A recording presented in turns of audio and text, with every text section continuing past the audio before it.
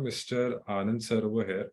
And Moin, I think you can carry forward from it. Sure, thank you. Good evening, Anand sir. Good evening, Aparna ma'am. Could you please confirm if you can hear me? Yeah, I can hear you well. Yes, I can hear you too. Okay, all right. How have you been doing, sir and ma'am? I hope I've been really good. well. I'm joining from we have a family reunion for Thanksgiving. So if you see like family members like walk behind me or something, it's because we're having a family get together. But really, really good to take time and talk to all of you. Okay, great. So Aparna ma'am would be moderating the session. Ma'am, before handing over the mic to you, Anand sir, could I give a short, brief introduction of yours? Yeah, please go ahead. All right, thank you. So Mr. Anand Chandrasekaran is a partner at General Catalyst. He is an investor and advisor in more than 80 companies, 8 of whom are valued at more than $1 billion in enterprise value. In 2022, HURUN India named him the #1 seed investor focused on India. As the former CPO at 59, Bharti Airtel, and Snapdeal, and a board member of Future Group India, he is instilled with the culture, mindset, and investing opportunities, both focused on Indian consumers as well as those built in India for the world. He holds an MS in Electrical Engineering from Stanford University and a BS from PSG College of Technology, India. In 2010, he was named Young Global Leader by the World Economic Forum, and in 2017, he was named to Fortune 40 Under 40 India. And Dr. Aparna Rao ma'am would be moderating the session. Ma'am, with your permission, can I give a brief introduction of yours? Sure. Go ahead. Thank you. Okay, thank you. Dr. Aparna Rao coordinates the entrepreneurship courses offered by DSSC to the IIT Bombay student community and handholds early stage student startups. Ma'am holds a doctorate in management and double masters in management and English. Her experience of over 25 years includes corporate training for communication and soft skills, as well as institutional sales and consultancy. Ma'am is a Cambridge certified English language examiner. Starting her career with Bhavan's College, Andheri, Ma'am has been associated with several engineering and business schools in Mumbai, including SPCE, SPID, DBIT, JBIMS, KJ Sumaya, and Chetanas. Thank you. Ma'am, you can take over the session forward. Thank you, Mohammad, for the kind introduction. Yes, Anand, I'm really excited to interact with you, and I'm sure all the 200 members who are listening in, as well as people on YouTube, would really gather some gems from you. So great to connect, Dr. Aparna. Thank you for having me. Yes, thank you. And I am going to connect with you separately too for so many other questions. But right now, I would like to break this up into two parts. So looking at your experience, looking at your expertise and your work, I think the participants here would be really interested in knowing about investments and how this entire game works. And the other aspect is serious management topics like product development and leadership. Now, I'm sure 1 hour is not really sufficient or adequate to cover all of this. I'll do my best and keep my questions short. Let's do our best, Anand. So yeah. Really looking forward to it. And before we get started, one thing that I'm really excited about is I've been very lucky to invest in about 15 companies co-founded by IIT Bombay alumni over the last 10 to 15 years. So I owe you and the faculty of IIT Bombay a huge debt of gratitude, because there's just really seems to be something in the water in terms of producing fantastic entrepreneurs. Thank you for saying that. So yes, we're happy to work with the students. The credit goes completely to the entrepreneurs.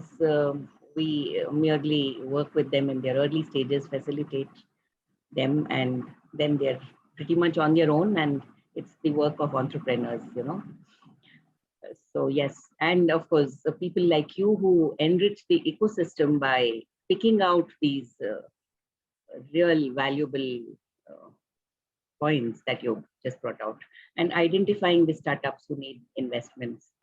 So yes, coming back, let's start with the questions. My first question is going to be directly about leadership, because I'm excited to know that you have worked alongside stalwarts like Marissa Mayer and Mark Zuckerberg and Sheryl Sandberg. So yes, Gopal Vittal and so many more. The list goes on. How has this had an impact on your own leadership approach and style? Yeah, I think I make two different points. One is, just going out of your way to optimize for working with great people. In every single opportunity that I got to work with these folks, there was also equally interesting opportunities to probably make a little bit more money, or have an easier path, or the other trade-off.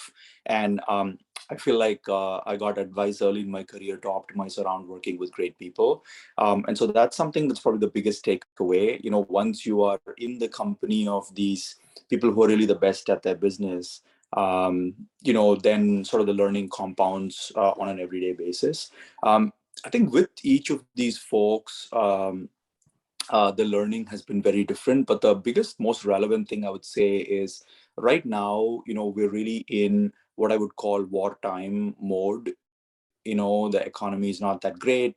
And there's all these naysayers who will start saying that the company is not going to work, and even your own employees sometimes may not believe. And the biggest thing I've learned is kind of wartime management versus peacetime management. During peacetime, you're making partnerships for growth, you're expanding into new territory, you're hiring like crazy. There's a bunch of different things that you're getting very good at. Whereas in wartime mode, you're making very unpopular decisions. You're usually cutting the company's size sometimes. You are saying no to decisions that easily, you could have said yes to earlier, and so on. So that's probably the biggest one I would say, is knowing sort of how to transition from wartime to peacetime and peacetime to wartime, and kind of take the team along with you on those journeys. Right. So it's, if I may sum it up, maybe in different words, you're looking at choice and courage. What are the choices we are facing, and what's the courage we actually muster to absolutely execute the choices, right? Wonderful. Thank you so much. So I would like to talk on this. We can build a few pieces on leadership, but let's go to the next question. The students have given me a tough job here. So what is it? Now, this is something about your company. It's more about General Catalyst. What is it that motivated General Catalyst to add in 10 new health systems partners? Is it driven by COVID? Is it a change that's driven by COVID? Or is it the fact that business models are challenged across industry in general? What exactly is it? Yeah, so for folks who may not have heard this announcement recently, my partner Hemant, who is our CEO and leads our health assurance work, and has some fantastic partners, Chris Bischoff, Holly Maloney, Deep Nishar, etc. They announced partnerships with over a dozen healthcare systems in the US, and largely this is motivated by back in the day before COVID, our partner Hemant co-founded a company. So it's very rare for venture capitalists to co-found their own companies, but he co-founded a company with someone who runs a health system called Livongo. And the big takeaway that we had from that was that a lot of folks in Silicon Valley sometimes, want to quote unquote disrupt things like healthcare and education and so on. But what we realized is that more important to collaborate really deeply with experts in those areas. So things like healthcare, things like education, there are folks who come with a lot of knowledge in that space, and it's very hard to disrupt it without taking their deep knowledge into account. And so we had a very successful collaboration with Glenn and others during Livongo, and Livongo was a very successful outcome, acquired by Teladoc for over $18 billion. It was the largest digital health acquisition in the history of health tech. And what we realized is we should do more of this rather than less. And we we're lucky to bring on a colleague of ours, Daryl Toll, who came from a health system, and he has partnered with our investment team to bring on a lot of these health systems.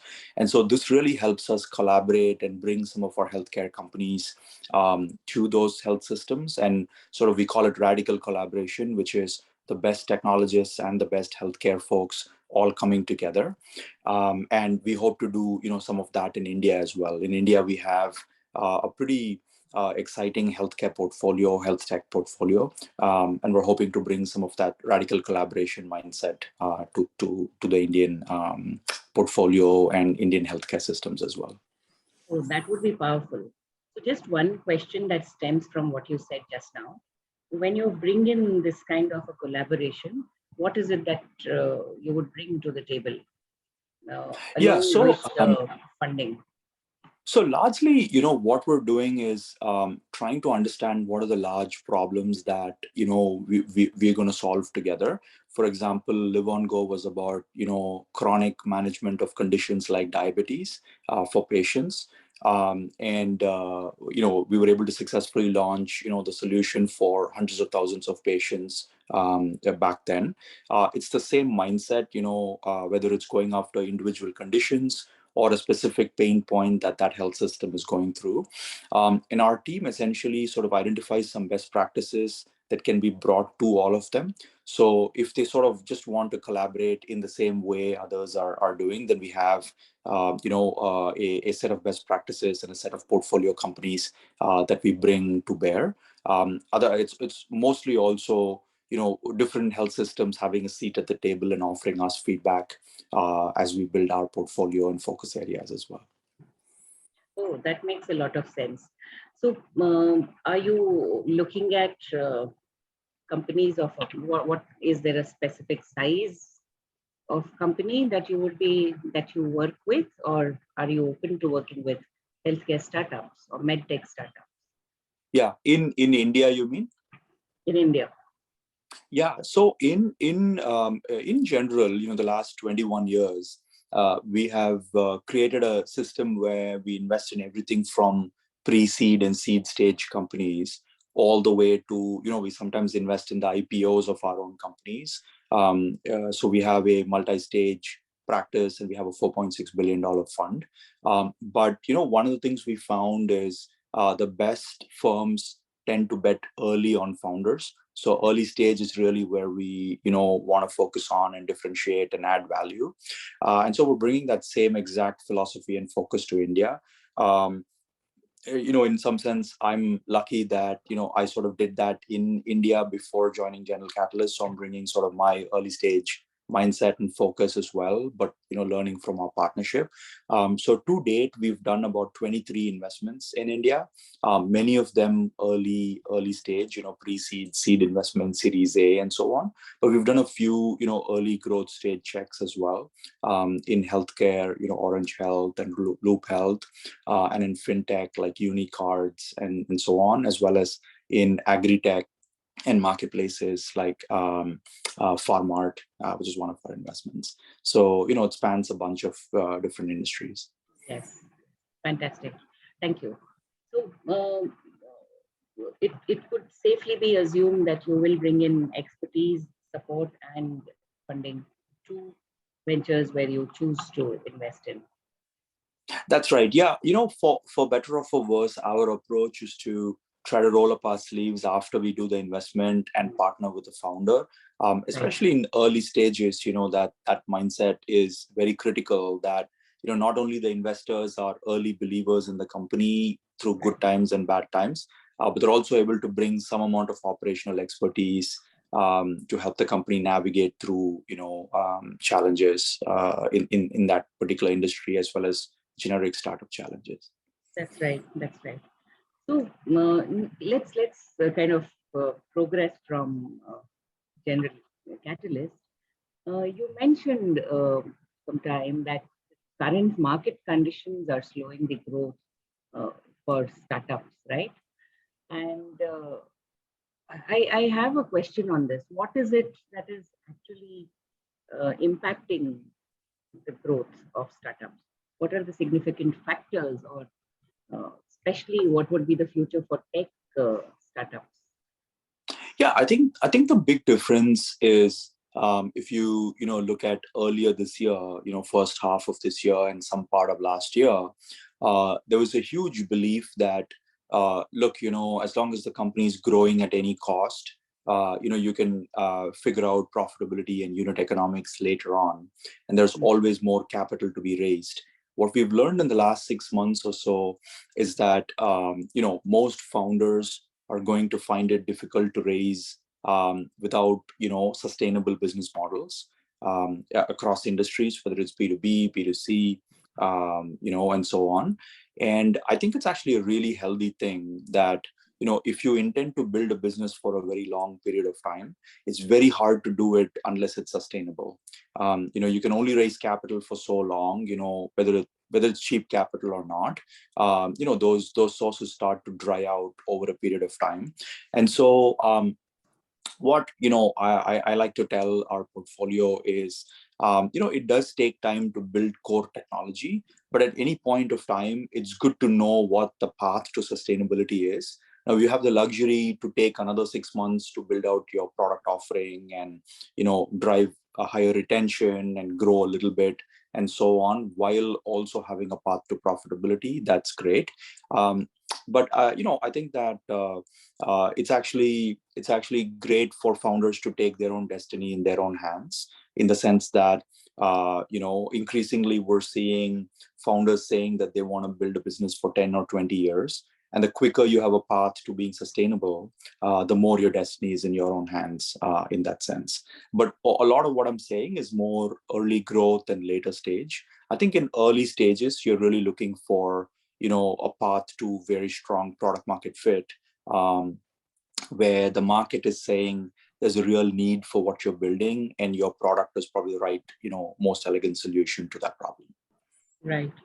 So while we do look at a complete set of procedures and due diligence and all of that, I'm sure you've come across companies which might have a very promising concept, business model, the founders are investable, and yet something didn't go right.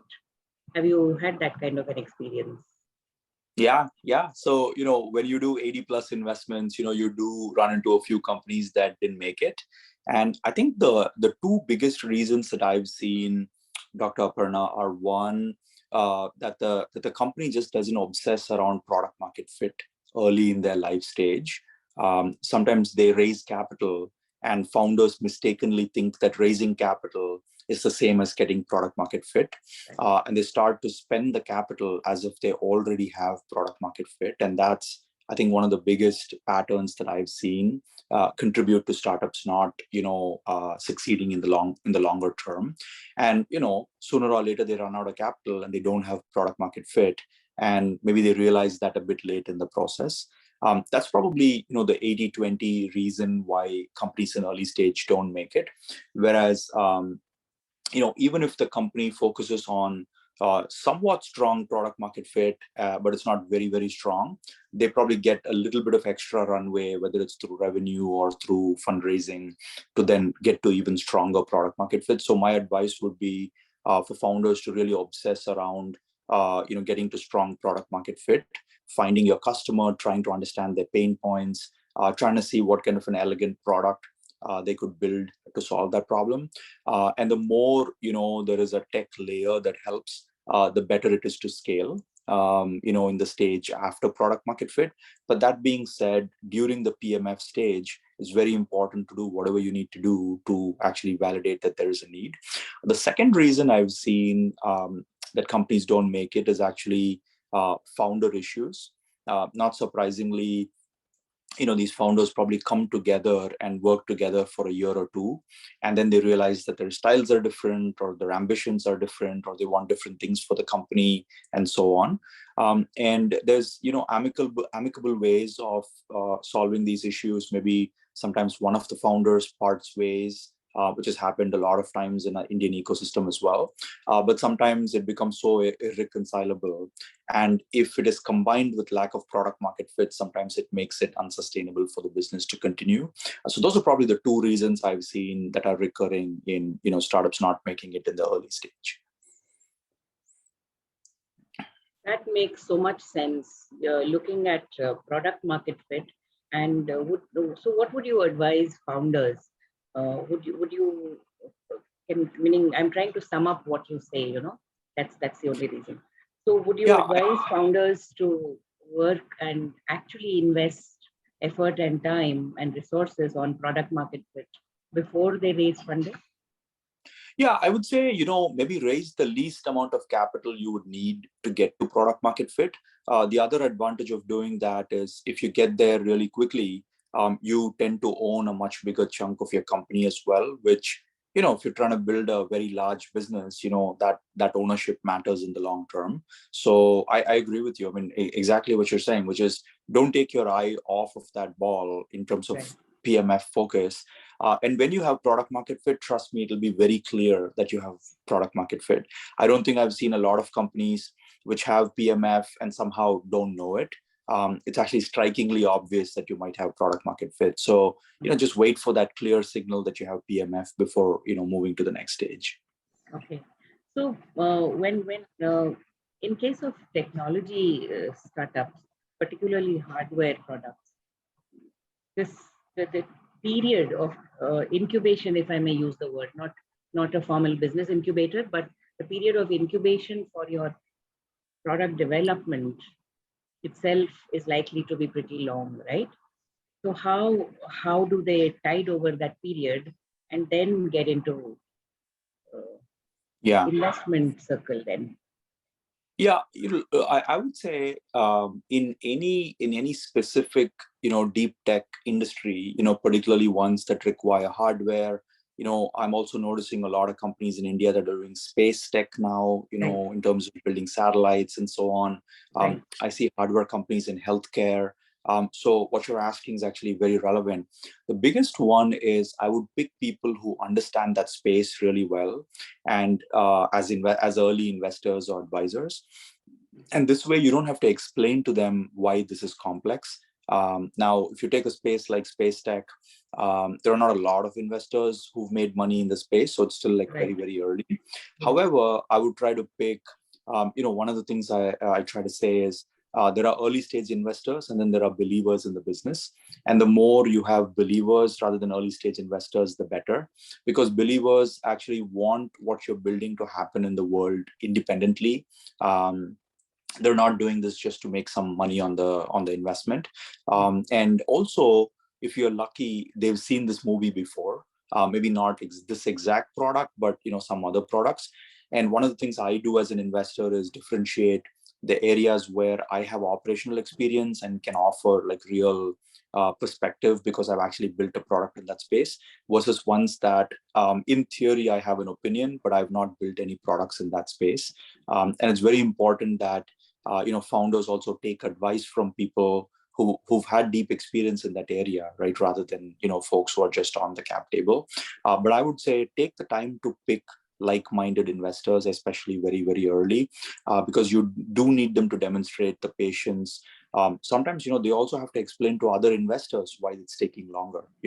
If it's just a financial investor, you're going to need, let's say, the former CEO of another healthcare company to explain why your healthcare company's product is taking 6 months longer. And so, having that, is very, very helpful in your journey. Right. Thank you. That is really very rich as an insight. Going to the other point that you put up about the founders themselves and the problems that might come up with the founding team. What's your advice to founders? How do they find that dream team? Yeah, well, I would say really two things, right? One is find people who are complementary in terms of skill sets. So, we are investors in a company called E-Key, where both founders came from, robotics programs in IIT Bombay. And, when I met the two founders, they could not be more complementary to each other. Not only in skill sets and all that, but also in terms of like their natural personalities. One is extremely passionate, emotional, hates losing, etc. And the other is like very cerebral, very distant, like not emotional, learning from everything. And so they couldn't be more complementary. The other thing is just find people who are motivated by the theory of change the same way as you are. One of the biggest things I've seen is that one founder is motivated by change creation and the other founder is motivated by money. And when you get to critical decisions, their starting points are very, very different. And at certain point, let's say one founder wants to keep building and the other wants to potentially exit and get some personal returns. And there's no right or wrong in these situations. If you worked really hard for a number of years and you sacrificed and your family sacrificed, to want to have some upside is not a bad goal, but it's just that you want to have these goals aligned with people. I've seen a lot of folks who come back and do their second company and they say, this time I'm gonna build for 10 to 20 years because my family's now taken care of, like I've made some money in the past and now I'm gonna go for 10 to 20 years. And there's nothing wrong about that. It's just that everyone has to be clear and aligned what journey that you're on. And so different people are not on different journeys at the same time. So I would urge, even if it's two young founders, I would urge them to have a lot of conversation about, these hypothetical situations, right? And what they want out of the business, and make sure, look, you can't be 100% aligned. I don't think, many partnerships, you're 100% aligned. But if you're aligned on the big things, right? If you're aligned on what theory of change you want to create, what approach you have, what are some of your values, what you will not compromise on, things like that, you're probably going to, more than anything, more than material success, more than business success, you're also going to enjoy the day-to-day with each other, right? Because you're complementary, you have the same values, you have the same view of the end state. Those tend to be, things that make the journey more fun. Right. So essentially, you would say that the founders need to look at personality factors as well as the business that they are getting into, and look at their viewpoints from their value sets. This is pretty much what they should align with each other, right? All right. Yeah. So let's kind of move on. There's one more question on factors. What would be the critical factors that General Catalyst focuses on from the strategy perspective, especially in a volatile market? Yeah, so we actually think these markets are very conducive to great founders and large companies getting built. We're very early investors in Stripe, which was built during the 2008 downturn. Downturns are actually really good to focus people. There's no free money available, whether you have made progress or not. So it's actually really good to clarify what the vision is, to make material progress. You can't hire very inefficiently because there is not a lot of extra money to hire people. So I actually think these constraints are really good from a driving innovation perspective. I also think it attracts the right kind of founder. A lot of folks right now rightfully are sitting on the sidelines, but the folks that are really passionate about a certain space, they are the people who are saying it's okay that the macro is not that positive. So we actually ironically look for the same things, but they're a little bit easier to find, right? And also I'll also tell you, the first half of this year and some part of last year, you actually could not really get to know the founders as well as you would like to before making investment decisions, right? Because things were moving so fast. And for founders also, there were offers that were exploding in 24 hours and things like that. And I actually think this is a good time for founders and investors to get to know each other, to actually take the time, because it is a very long-term partnership that that is being, considered from both sides. And so to take those extra few weeks and to have those extra discussions, I mean, this conversation that we just had about founders getting to know each other, it's equally important that you get to know some of your early investors and key partners the same way. And so I'm actually personally really happy that things have slowed down and we can actually take the time to get to know each other a little bit better before the decisions get made. Right. Absolutely, that makes so much sense. So it's equally important for the founders to match value systems with the investors, and also right. look at so many more angles to it. Right. And there's so many layers and layers between in the entire process. Actually, it's in multi, and it's not black and white, if I may put it that way. Right. Exactly. Mm-hmm. So we need to explore the gray zone as much as possible. So if you had to advise somebody who's new to investing, what kind of advice would you have for them? I'll actually repeat the advice that one of my partners gave me when I joined General Catalyst, which is you see a lot of successful investors, and there's a huge temptation for you to copy them and try to be successful in the way they were successful. I think the biggest thing is to discover what kind of investor you're going to be and what your superpowers are, right? So some people are former operators. That's where they add the most value. Some people have their nodes in the industry and they find great deals before other people do. They're fantastic at sourcing. Some people are really good at qualifying opportunities and not getting into the anything less than the best ones. And you may not be great at all of these things, but right. You're going to be successful in the way your unique style is. And as long as you're on a journey to become the best possible investor you're going to be, right. That's probably the best advice I would pass on, because that was great advice that was given to me when I was new at GC. That indeed is great advice. But then if you had to advise somebody on choosing a product, or what kind of product should people choose? How do they go about that?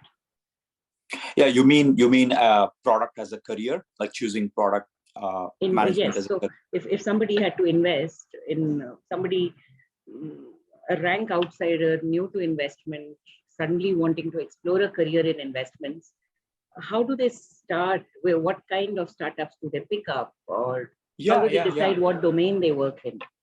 Yeah. So, I would say I'll break that into two parts. One is how to break into investing.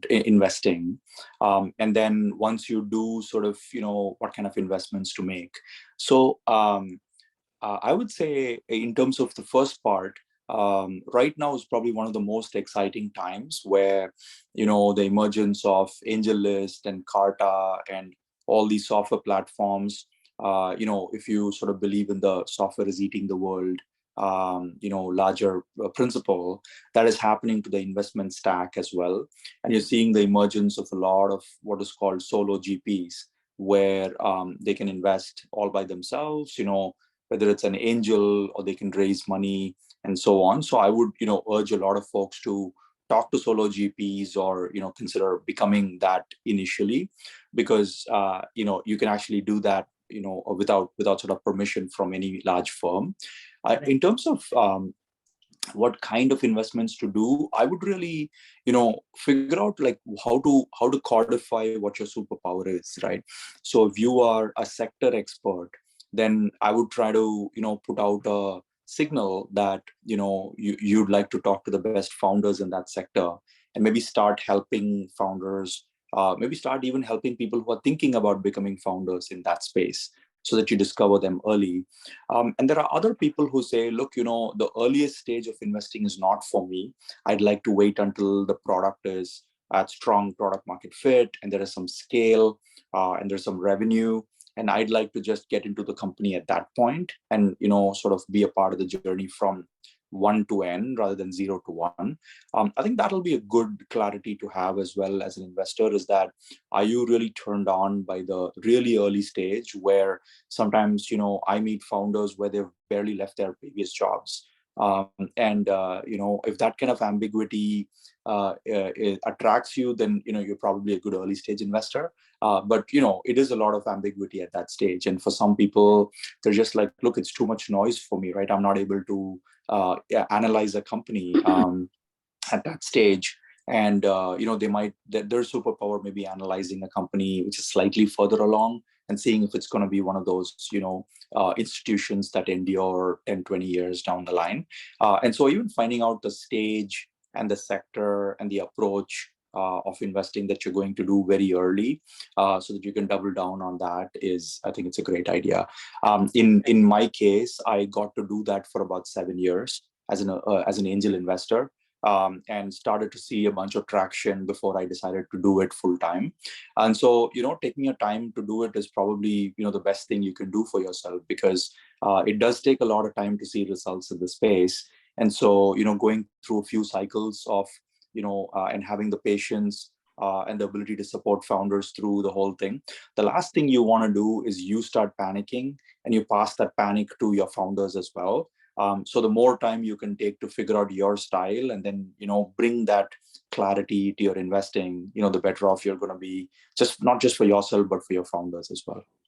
Right, absolutely. It's critical not to panic and not pass on the panic. Yes. I think patience is what you need to start with. So there was a question from the audience. Let me take this now. Sure.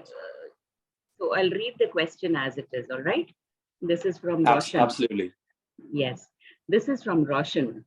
So you have invested in so many companies. So what quality do you see in founders before investing? On what basis do you understand that the product is going to sustain for some duration at least? So Yeah. Roshan, your question being taken now. Yeah, thank you, Roshan, for the question. I think it's very different from industry to industry. In my case, I would say the 2 or 3 things that I try to hold true to is, one, I try to stay in areas where I've had some operating experience, and so I'm in a position to evaluate good product from bad, and you get it wrong a few times, but at least you have a decent starting point to evaluate the value proposition and the product. If it's an area where you've got operating experience, it's also an area where you can appreciate the customer pain a little bit more than if you don't. So that also I try to turn to as an advantage. And then I think, one of the things that I've been doing a lot more of is trying to find founders who literally have found their calling, right? And this company or this business is going to be their calling over a long period of time. And I've been very lucky to find time and again great founders where this is the case. I'll tell you a funny story. So we were giving term sheet to one of our General Catalyst companies, and during the negotiation process, the founder called me, and he was you could tell he was a little disappointed. And he basically said, look, there's a term in the term sheet where I saw that you guys are saying 7 years later you'd like an exit from the business. But by the way, there's a very standard, Series A term sheet term. And he's like, look, I'm going to build this company for 30 to 40 years. And the fact that you're asking for an exit in 7 years is, somewhat surprising to me. And I had literally never heard that from a young founder. And I wish I could say this was an exception. Increasingly, founders are, finding the problems that are worthy of their whole lives. And I love it when I, see a situation like that, where they're not doing it for the sake of investors. They're not doing it to raise money. They're doing it because they've really found their calling. And when you do that, a lot of things fall into place, right? You're just going to build a more thoughtful business because you're going to be around in the long term to keep running it. And a lot of the decisions that you make tend to be, the right kind of decisions for the long term. Right. Thank you. So taking this as a cue to the next part of our questions, that is on product development. There are a whole lot of new products, financial products, particularly cryptos, NFTs, etc., which are coming into the market. Yeah. This is another question again. What challenges do you think they would bring in to the traditional financial products? Yeah, I think that, crypto is really like a bunch of new ways to solve existing problems. Some of it involve decentralization and building some of the, same infrastructure in a decentralized manner where, one entity doesn't control the whole system. And then there's another angle, we're investors in a couple of companies in the space where it creates a digital layer for monetization. So in consumer internet, for example, there are two kinds of companies, right? There is attention economy companies and there is commerce companies, right? And commerce companies don't have to grow that big to start monetizing, whereas attention economy companies have to be hundreds of millions of users before they can make real money. And crypto and NFTs, for example, started to offer a way where you didn't have to become 100 million users to start making money like a commerce company, right? So NFTs between, the let's say a fan and an esports player. In the case of one of our companies called Stan, it allows them to create a monetization layer for the esports star so that they don't have to worry about how they make a living digitally. And it offers, unique experiences for fans. So I think like crypto is really an affordance to solve, large existing problems. And so I think the loyalty still has to be to the problem, right? Not to crypto versus non-crypto approaches to solve the problem. And so, especially in early stage, what we try to find is how deeply does the founder understand the problem statement? And also, is the market large enough that if they build a meaningful solution, there's room for growth in that space, right? So I try to stay true to the problem statement rather than one solution approach, because whether it's a startup or a large company, new technology is going to emerge, new solution choices are going to emerge. So that will change. I'd be very surprised if it doesn't change or doesn't evolve. But the problem statement, doesn't change all that much. So your loyalty has to be to the problem statement. Right. So it's probably new ways of addressing problems, and probably better, faster, better, cheaper, if you go by that kind of low understanding. That's right. Mm-hmm. So let's now talk about product management for a couple of, for some maybe 5 minutes or so, and then take a couple of questions more from the audience. Yes? Yeah, absolutely. So one question, as a product leader at various startups, how do you ensure that the customers' needs were served? Yeah, so one of the things that when I was very new in product management is I thought that because you're really smart and because you read a lot, you can internalize the problem statement, and that you have all the answers and you don't need to regularly go talk to your customers. And I think the more years I've spent in the industry, the more having both the curiosity as well as humility to go talk to your customers frequently. And it's not that every time you talk to them, you're going to get some blindingly, deep insight. It's just that you detect the pattern changes, right? So if you talk to them, let's say every 4 weeks or so, and 6 times in, you realize something is different, right? You either realize a new technology has emerged, you realize that the way they do the business has changed, you realize some regulatory requirement has now come in, and what they need to track is now very different, which presents an opportunity or can impact one of the opportunities already existing.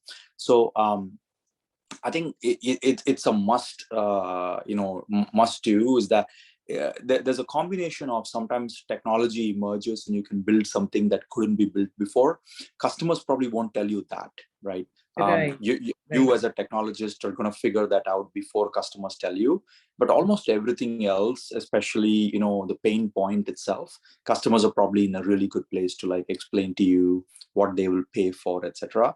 In B2B and enterprise software, this is very well understood. So, a lot of people, go and talk to decision makers and buyers in the enterprise and so on. I think it's probably a good idea to do it even in non B2B situations where it's not that well understood, how you regularly talk to your customers. Right. So it's probably because the customers know where the shoe bites. They know the problem much better than anybody else. Exactly. So sometimes we see founders who build the product for themselves, as they say. And now in India, with over 700 smartphones, lot of founders are building solutions that they themselves would use or their family would use, right? In that case, it's great because you can yourself be a user and provide feedback, and your family and so on. So that case, it's great because the feedback loop and the empathy loop exists, between yourself and your developers directly.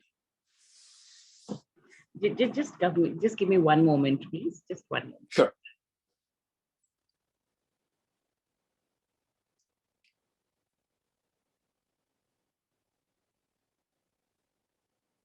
Sorry for that. So sorry. Yes. So no worries.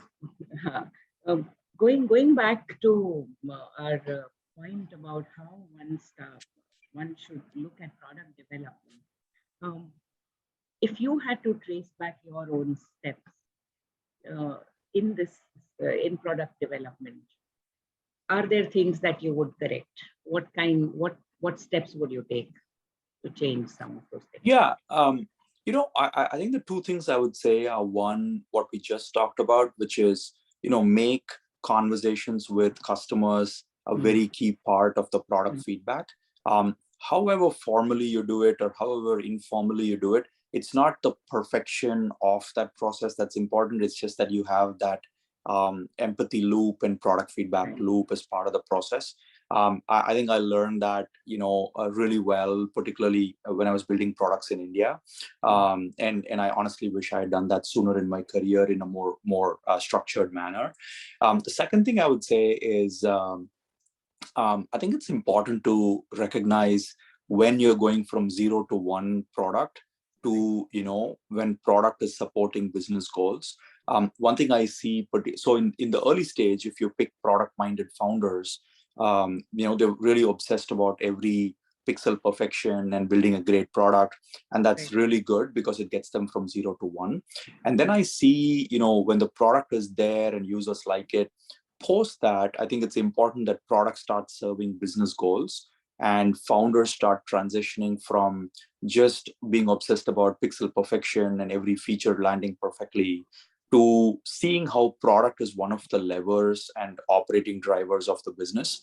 And sometimes I see founders struggle to make that transition, especially if they come from an engineering background or a product background, because that's their skill and they keep sticking to that. And sometimes you have to almost give up, focusing on that as a huge percentage of your time, maybe even hire somebody to do it because you have to focus on the biggest goal that the company needs to solve to get to the next stage. So that's probably, as a product manager, it's the classic, if what you have is a hammer, then you go looking for a lot of nails. So it's very important that you realize that sometimes product has to lead and sometimes product has to follow, the goals of the business. Absolutely. So as you were speaking, meaning I had a flashback of some startups that I have observed from which kind of today are companies, but they were only a concept maybe 6 years ago, where they started off with a problem statement. Like for one particular company I'd like to kind of bring to this example as an example. They started off building a backpackable robot, which would help detect underground mines. And then they spoke to the army, they spoke to the CRPF, and they kind of got specifications. They started off as students at IIT Bombay. Today, the company is into robotics, but this backpackable robot is still not ready, and they're still working on it. And somewhere the founder has kind of realized that it's the vision that's more important to pursue and keep working on the actual product, because it's not going to be easy to bring out That's right. military grade products for such requirements, right? So yes, That's right. thank you for saying that. So another one more question, and then I'll take a question. How are we doing on time, Mohammed? Ma'am, it's almost 6:50. Yes, so we have 10 minutes, right? Ma'am, actually it was scheduled till 6:50 only. Oh, so Yeah. all right. So can I take an audience question then? Just one last question. All right, ma'am, not a problem. Sure. We can have one last question. Yes. So there's an interesting question from a young student, Kajol. So what do you think is the right age to start investing? Yeah, in general, I get a lot of questions about, how young are the founders that I back, and, how young should an investor be? I think with, today with the internet, the age at which someone can start doing something, it's really limited by their curiosity and their passion. And increasingly, we're seeing founders who have this huge ambition be younger and younger. In fact, I would go to the extent of saying sometimes I rediscover like my level of ambition from talking to these ambitious founders. So I would say it's less about what the number is, and it's more, just trying to pursue something you're really passionate about, whether from a company building angle or from an investing angle. And I would say don't try to rush to be an investor as much as just learning to invest. And sometimes you can even a lot of folks say, look, I want to be an investor but I don't have a lot of spare capital, and how do I start being an investor? These days founders accept checks from people that are very, very small in nature, because they want to have this person on the cap table as someone that can help them. So I would say, back to where we started, in early stage founders need a lot of believers. And if you are really passionate about a certain space, you're more likely to emerge as a believer of that business. So I would say, just the broad thing I would say, both for founders and for investors, is just try to find the thing that you're most passionate about. And sometimes it might take a little longer than you might anticipate, because once you do that, then even in a macroeconomic climate like this, you're not that worried, because you're pursuing a longer term mission, as an investor or a founder. And so if that happens, then you're not that worried about the next 3 months or next 6 months or next week, because you're way more longer term minded about the mission, right? So I would just figure out what that mission is that you're going to pursue, and the rest of it, what age, etc., easily follows from there. So thank you so much for the question, and thank you so much for the opportunity as well. Yes, thank you so much, Anand. It's been a real pleasure. And I am going to pick your brain on so many points that you raised later. Thank you so much. And thank you, Looking Mohammed. forward to it. Right, Yes, so thank you. on behalf of E-Club of SGMs from IIT Bombay, I thank you so much, Anand sir, for taking out your time in the weekend and accepting our invitation to be a part of the session. I'm sure the participants must have gained good insights about entrepreneurship from your journey. I would also like to thank Mr. Dr. Aparna ma'am for being the moderator of the session. Thank you, ma'am. So have a good day. Over to you, Marji. Thank you. Thank you.